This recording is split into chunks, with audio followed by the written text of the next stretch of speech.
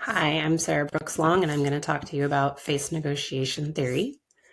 Face negotiation theory was first presented by Dr. Stella Tingtoomey in 1985, and the idea was to bring in some understanding of Eastern cultures and how the Western culture and idea of face is different than of Eastern cultures.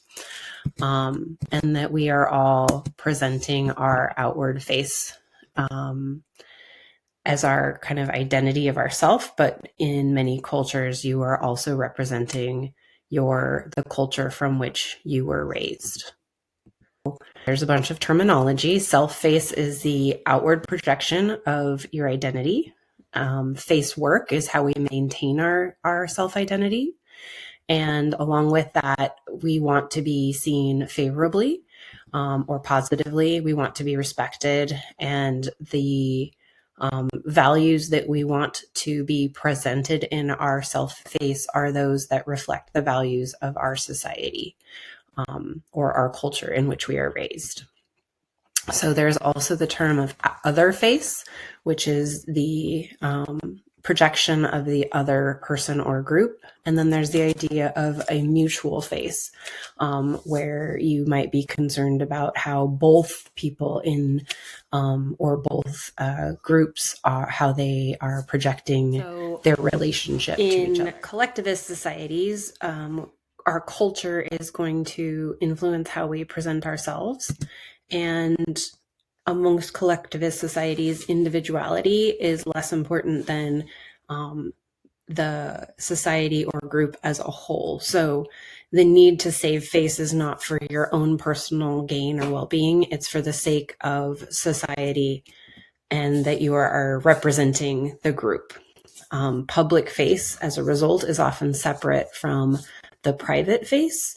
So that is more common in Eastern cultures. Teamwork, focus on group harmony is more important than the needs of the self. And then there's also consideration of the other person's need or group's need to save face and to not lose in a situation. So 70% of the world's cultures have a collectivist society lens.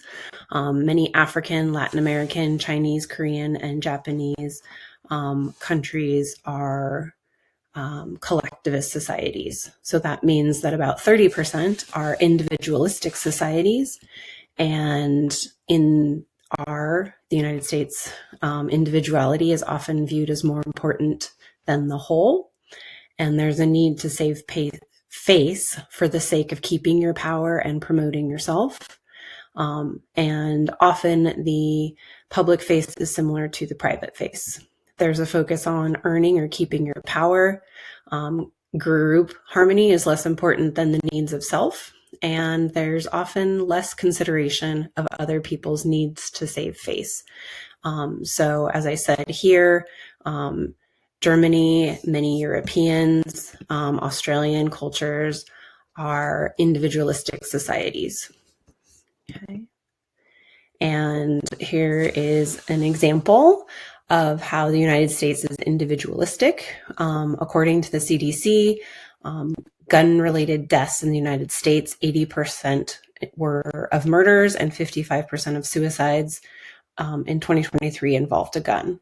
So in the United States, the right to bear arms is more important than the safety of the group. In New Zealand, there was a massacre, a mass shooting, where 2 mosques were targeted with over 50 deaths and 50 injuries. And within a month, the rights of the individual were restricted to promote the safety of the group. So this is more of a collectivist society example in that they made semi-automatic weapons and high-capacity magazines illegal, and their vote in parliament was 119 to